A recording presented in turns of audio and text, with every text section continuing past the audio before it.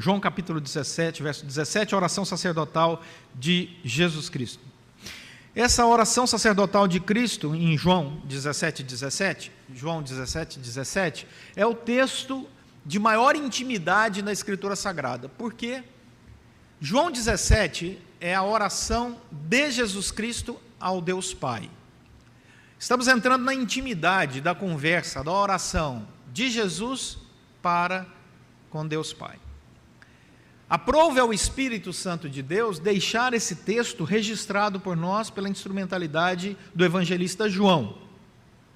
Então nós temos o Pai e o Filho conversando e o Espírito Santo testemunhando e registrando isso pela instrumentalidade de João. Temos a Santíssima Trindade em plena atuação em João capítulo 17, o texto que vamos ler. O Deus Pai, Filho e Espírito Santo na intimidade da Trindade. E qual é o assunto desta oração? Qual é o tema desta oração? Eu e você. Você, eu e toda a igreja. Então estamos entrando no momento em que percebemos, pela graça de Deus, nessa intimidade, a Trindade ali interagindo sobre nós. A pergunta é, você tem interesse em saber qual é o assunto? João 17, 17 é o versículo-chave. Jesus diz ao Pai o seguinte, sobre nós aqui: santifica-os na verdade, a tua palavra é a verdade. Vamos ler juntos? Santifica-os na verdade, a tua palavra é a verdade. Vamos orar. Deus, fala ao nosso coração pela tua palavra, pela obra do teu Santo Espírito, pois oramos em nome de Jesus Cristo. Amém. O pastor Francis Schaeffer era um pastor presbiteriano, norte-americano, que foi desenvolver o seu ministério na Europa, defendendo a fé e falando sobre a fé cristã. Isso é chamado de apologética cristã, a defesa da fé cristã. Na Suíça, ele fundou, perto da cidade de Lausanne, um lugar chamado L'Abri, a comunidade de L'Abri. E ali as pessoas iam para sua residência, ele morava lá, para discutir sobre a sua fé, para tirar dúvidas, para conhecer a fé cristã. E o pastor Francis Schaeffer, que faleceu na década de 80, era para mim, na minha visão, um homem que Deus tinha levantado e levantou, entre aspas, com uma visão profética. Vou explicar o que significa isso. Ele tinha uma capacidade de ver o futuro, de aquilo que iria acontecer, os desdobramentos sociológicos, antropológicos, teológicos, que poucos homens de Deus tiveram, principalmente no século XX. Por exemplo, em 1970, Schaeffer escreveu um livro chamado A Igreja no Final do Século XX, em que ele projetava os perigos e como a igreja deveria se planejar para estes perigos que a igreja enfrentaria na virada do século XX e entrada para o século XXI. Só que ele escreveu isso em 1970, 30 anos antes do ano 2000. E quando ele escreveu sobre isso, ele disse o seguinte, no seu livro, A Igreja no Final do Século XX, ele diz assim: o futuro está aberto à manipulação. Quem executará essa manipulação? Aquele que conquistar o poder político e cultural no futuro. E aí Schaeffer começa a descrever um processo acerca desta manipulação e que a sociedade, e no caso a igreja, estaria completamente propensa a seguir. E ele chama a atenção da igreja e diz: cuidado com a manipulação, na virada do século XX para o século XXI. Cuidado, porque ela vai acontecer em 7 áreas. A primeira área que Schaeffer diz que seria possível a manipulação, seria a manipulação científica. E Schaeffer diz assim: cuidado com a manipulação científica, cuidado com os jalecos brancos, é o termo que ele diz. Porque eles poderão usar dos seus argumentos científicos para manipular a sociedade com argumentos que eles têm, serão poderosos para induzir pessoas a uma certa ideologia. Cuidado. Quero, antes de mais nada, dizer que Schaeffer não generalizou. Ele não disse que todo cientista seria um manipulador. Ele disse que haveria a possibilidade de algumas pessoas que detivessem o poder usar de argumentos científicos e de cientistas de diversas áreas para manipular as pessoas para seguirem a sua ética, os seus princípios ideológicos de vida. Ele disse: cuidado com uma segunda área de manipulação na virada do século XX, que será a manipulação da lei. Cuidado com as togas.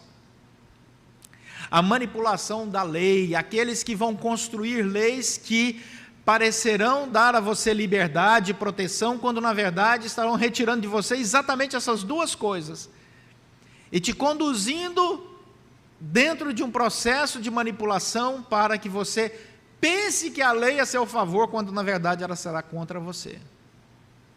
Terceira área, cuidado com a manipulação da história. Gente que apresenta fatos históricos como se fossem só daquela leitura única, quando na verdade não é. Estão escondendo de você dados históricos importantíssimos. Dados históricos importantíssimos.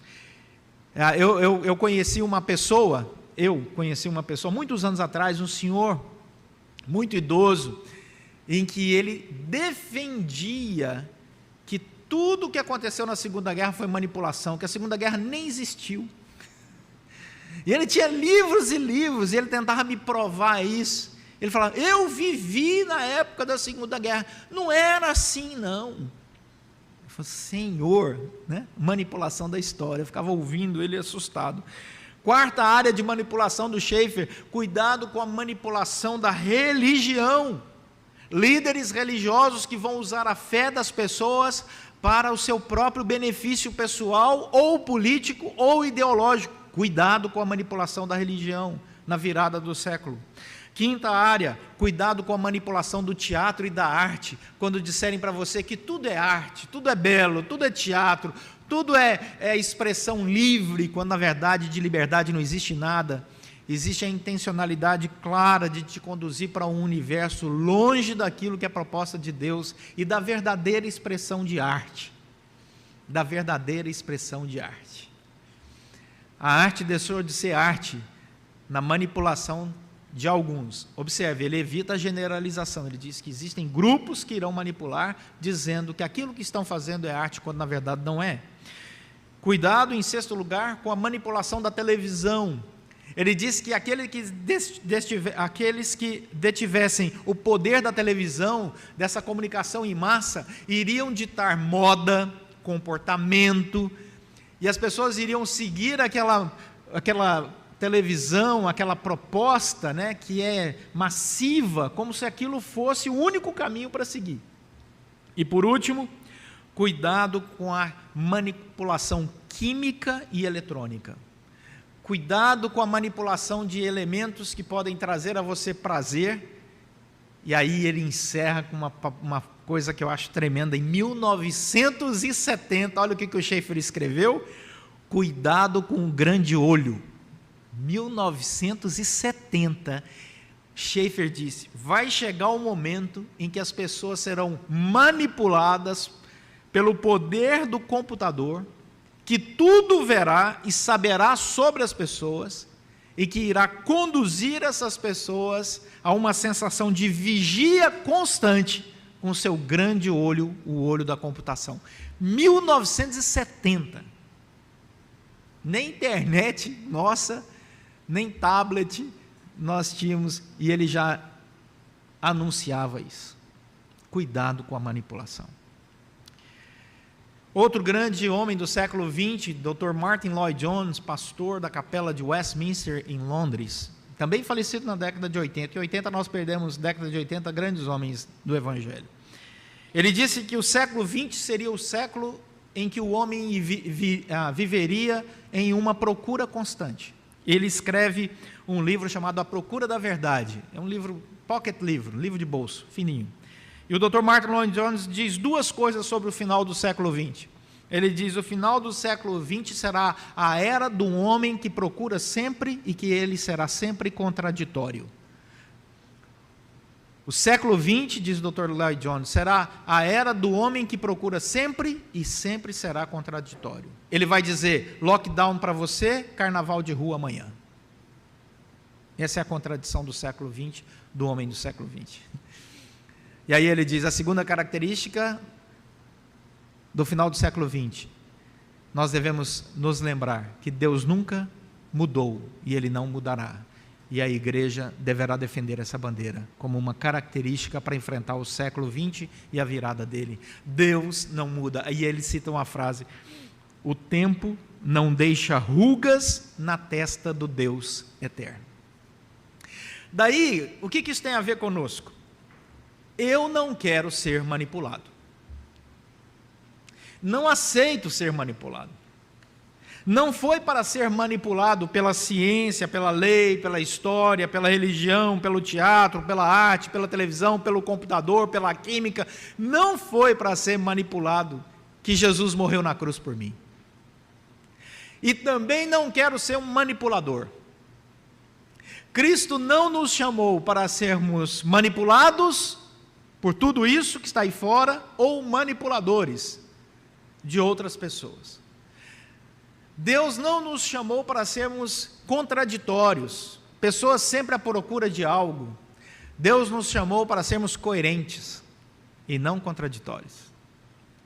Deus nos chamou para vivermos essa beleza da coerência de quem não é nem manipulado, nem manipulador.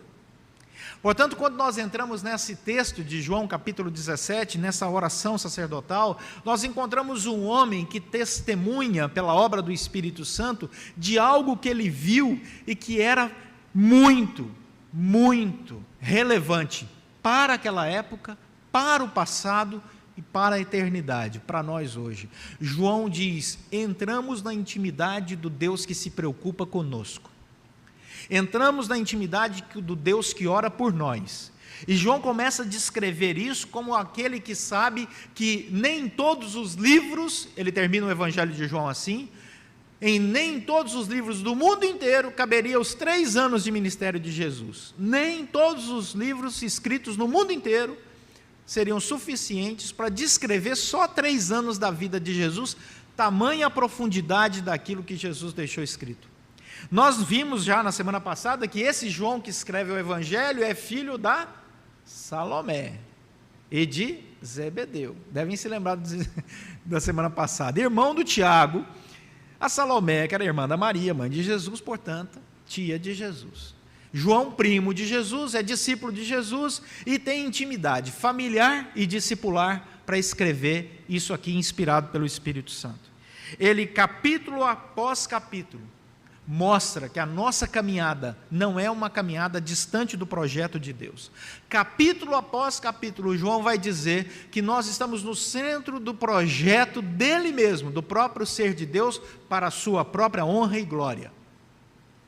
Um projeto que é relacional, onde ele nos chama para a intimidade com ele. Esse Deus que é central nos chama a esta intimidade relacional com ele. O Deus triuno diz assim: vem aqui, porque vocês são minha imagem e semelhança. E aí, vemos a ação do Espírito Santo descrita, e Jesus, nesse texto, está caminhando para o final da sua vida, e ele, no final da sua história, ora por nós. Em João capítulo 16, o contexto do nosso texto, encontramos Jesus falando para os discípulos: eu estou indo embora, mas eu não vou deixar vocês sozinhos. Vocês vão enfrentar grandes dificuldades, mas o Espírito Santo irá guiar vocês. Vocês não ficarão abandonados, porque se o Espírito Santo não guiar vocês, vocês não suportarão a pressão do mundo. Existe então a diferença, segundo João 16, entre aqueles que são guiados pelo Espírito de Deus e aqueles que não são guiados pelo Espírito de Deus. Aqueles que são guardados pelo Espírito de Deus, Espírito Santo de Deus, e aqueles que não são guardados pelo Espírito Santo de Deus. Aqueles que são manipulados e manipuláveis por esse mundo e aqueles que são libertos desse mundo pela ação do Espírito Santo de Deus. Portanto, entramos nessa intimidade dessa oração. E em João capítulo 17, vemos que ele nos separou, Ele nos santificou. Observe que o versículo 17 que nós lemos diz assim, Jesus orando ao Pai: santifica-os na verdade, a tua palavra é a verdade. Perceba que o caminho da santificação não é uma resolução a priori nossa. Não fomos nós que um dia acordamos e dissemos para nós mesmos: eu vou agora ser santo. Nós só somos convidados para a santidade porque Deus resolveu nos convidar. Porque Jesus orou: Pai, santifica-os na verdade. Senão nós não teríamos condições de nos auto-santificar. A palavra santo é uma palavra muito mal compreendida teologicamente, principalmente por causa da nossa herança da Igreja Católica Apostólica Romana, que diz que santo é uma pessoa perfeita. Não, biblicamente, tanto no Antigo quanto no Novo Testamento, a palavra santo significa alguém que é separado para Deus e separado por Deus. Santo significa que Deus separa alguém para se relacionar com Ele, tem um projeto de vida para Ele e irá atuar sobre Ele. Não significa uma pessoa 100% perfeita. Significa uma pessoa separada 100% por Deus e para Deus. E a partir desta separação, a obra do Espírito Santo nos convence de que nós somos, por Deus, separados para isso, e então somos convencidos por Deus a trilhar o caminho da santidade. E quando não trilhamos o caminho da santidade, nos sentimos incomodados, porque é o Espírito Santo que nos incomoda. Se o Espírito Santo não nos incomodasse, nós continuaríamos pecando, como aqueles que não são santos, pecam e não sentem absolutamente nada, nem dor na consciência. Porque é o Espírito Santo quem nos desperta para a vida, nos gera de novo, nos regenera, coloca fé em nosso coração, e nós vamos viver para as boas obras, para a glória do Senhor. Então nós temos um chamado que mudou nossa vida, um chamado para a santidade, para sermos separados por Deus e para Deus. Versículo 6 do capítulo 17, mantenha a sua Bíblia aberta e me acompanhe. O versículo 6 do capítulo 17 diz que nós recebemos uma revelação. Quais são as características de alguém que é santo? Ele recebeu uma revelação que veio do próprio Senhor. Olha o que diz o versículo 6: manifestei o teu nome aos homens que me deste do mundo, eram teus, tu nos confiaste, e eles têm guardado a tua palavra. Como é que eu sei que eu sou chamado para a santidade? Como é que eu sei que eu recebi esse convite? Porque a palavra de Deus, ela é para mim esta riqueza que é guardada. Ela não é um livro qualquer, ela é a palavra inspirada, inerrante, infalível de Deus. Isso para mim é um princípio inegociável. Só quem é separado para a santidade tem esse amor pela palavra, guarda a palavra, obedece a palavra e segue a palavra.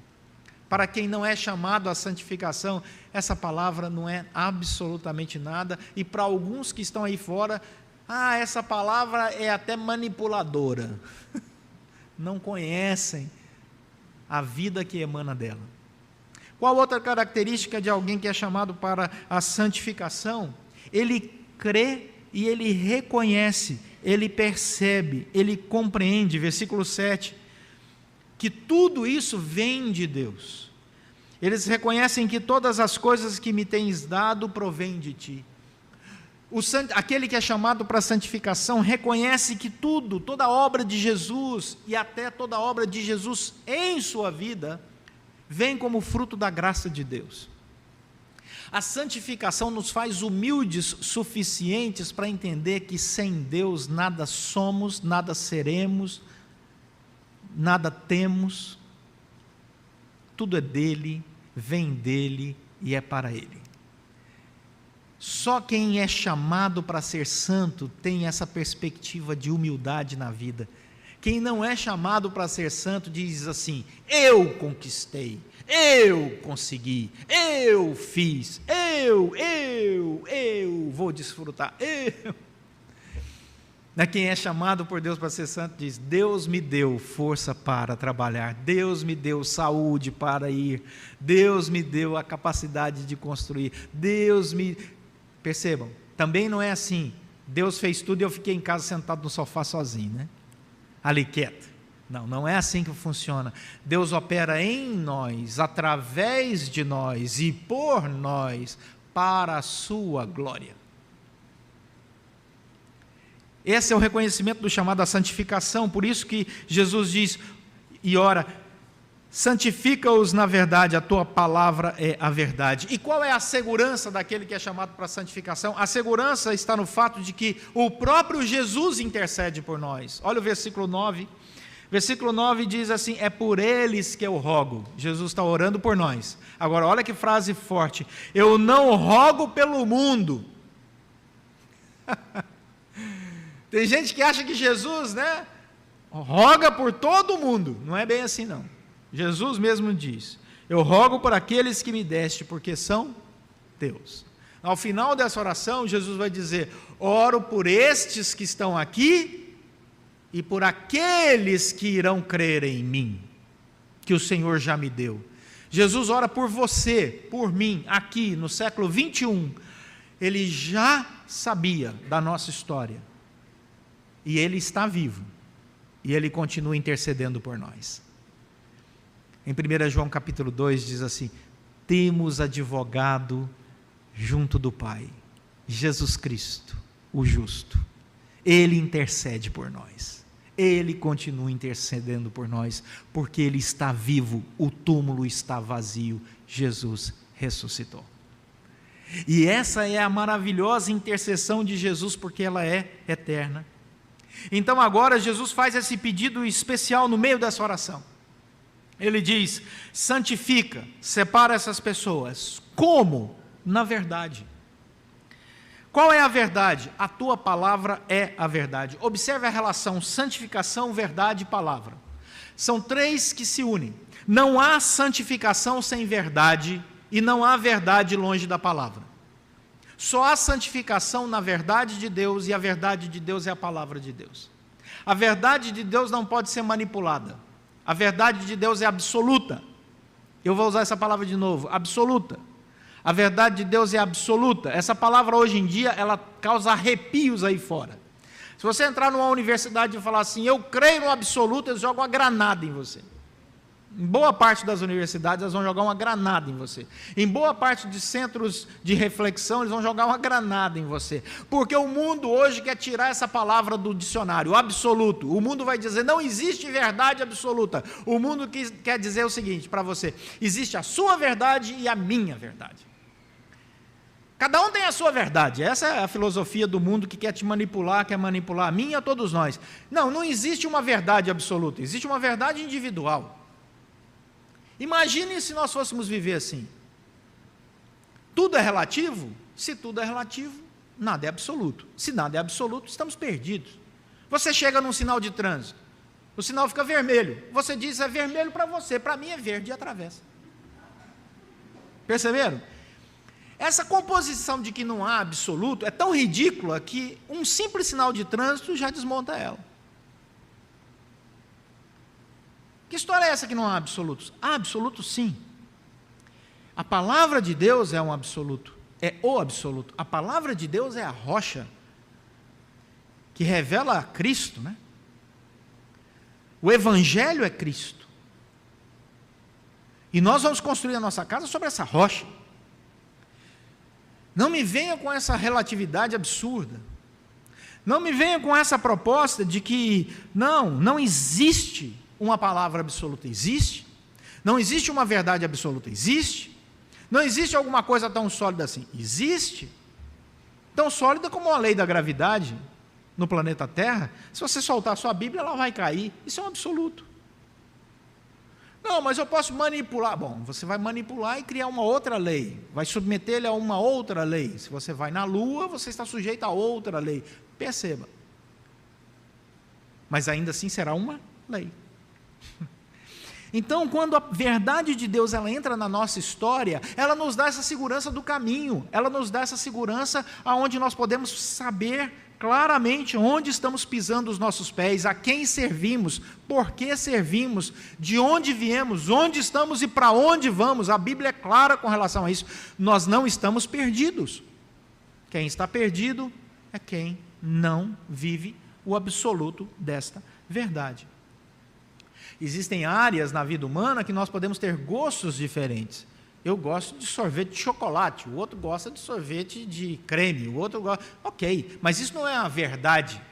Não pode ser dito, a minha verdade não é a sua verdade. O meu gosto é diferente do seu gosto. Agora, existe uma verdade por detrás disso. Nós gostamos de sorvete. Isso para mim é uma verdade absoluta, viu, gente? Então, quando Jesus ora, santifica-os na verdade, a tua palavra é a verdade, Jesus está dando um norte. Como saber que a palavra que eu estou ouvindo é verdadeira? Algumas coisas são importantes para detectar a palavra de Deus como verdade. Primeiro, as evidências internas da palavra. Segundo, as evidências externas. As evidências internas, elas têm a ver com o fato de que a Bíblia não se contradiz.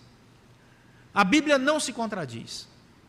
A Bíblia foi escrita num espaço de 1.600 anos, por mais de 40 autores, em 3 idiomas diferentes, e ela não se contradiz numa só linha. Ela é a palavra de Deus. São evidências internas. Evidências externas. Tudo o que a Bíblia diz sobre história é verdade. Tudo o que a Bíblia diz, a arqueologia, quando pesquisa, descobre que é verdade. Existe uma experiência comunitária, existe uma experiência individual, e existe uma comprovação na vida particular. Ou seja, quando eu pego os versículos da Escritura, que dão norte para a minha vida, e entendo eles dentro de um contexto que foram escritos, entendo eles dentro de uma realidade histórica que foram escritas, quando eu interpreto a Bíblia a partir da própria Bíblia, como palavra de Deus, ela dá a mim uma orientação, uma experiência, uma segurança de santificação. A Bíblia nunca mentiu. Quando ela diz, por exemplo, a palavra dura suscita a ira e a palavra branda desvia o furor, pode usar na sua vida que você vai ver que é verdade.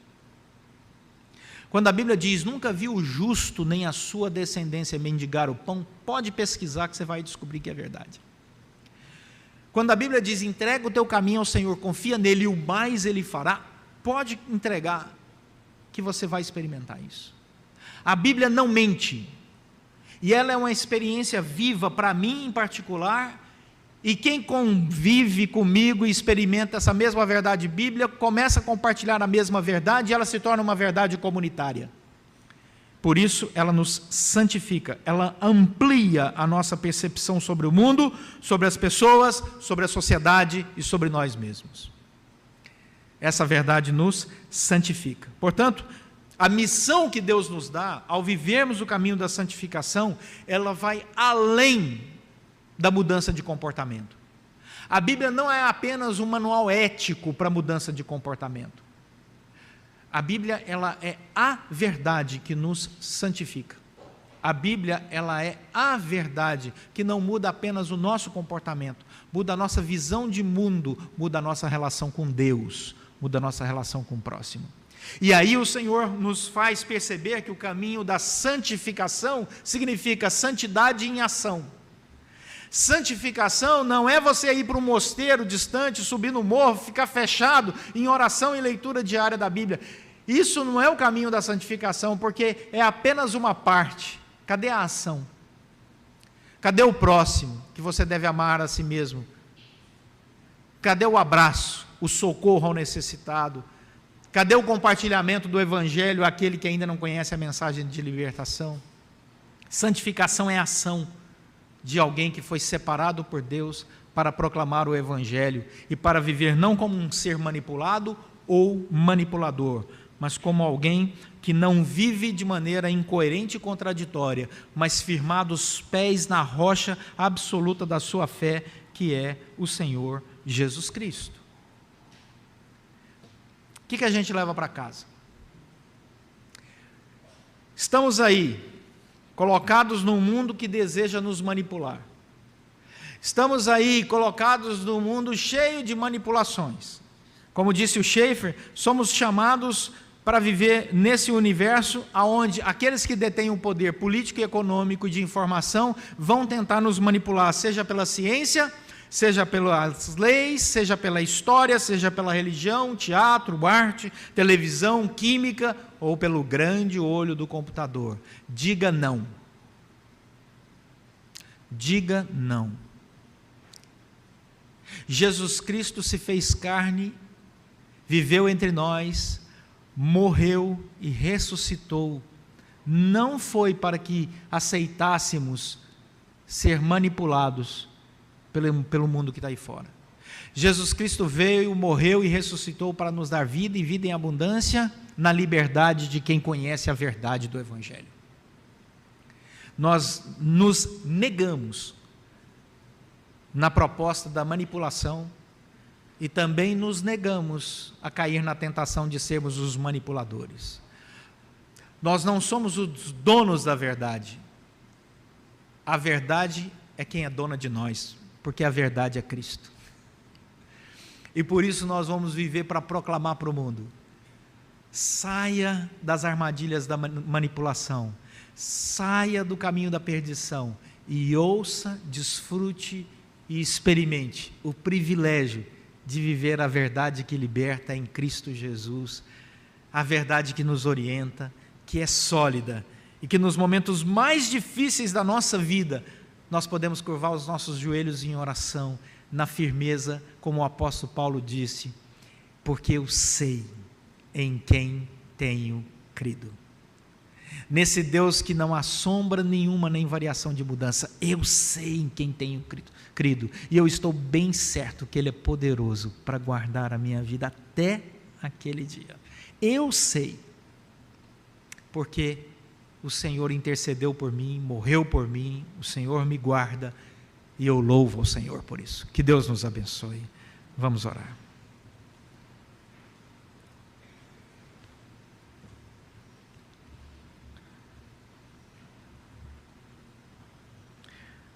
Senhor, nosso Deus e Pai, muito obrigado por essa verdade libertadora do Evangelho. Muito obrigado pela Tua intercessão por nós, constante. Muito obrigado porque sabemos que o Senhor cuida de nós. Muito obrigado porque sabemos que o Senhor nos protege. Muito obrigado porque sabemos que o Senhor nos sustenta, que o Senhor nos ampara. Muito obrigado, Senhor, porque o Senhor abriu os nossos olhos para que fugíssemos das armadilhas da manipulação.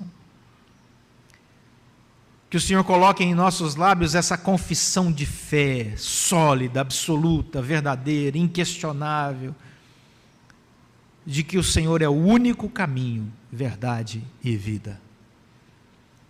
É que possamos viver assim, proclamando esse Evangelho no caminho da santificação para a Tua glória, pois oramos em nome de Jesus Cristo, nosso Senhor e Salvador. Amém.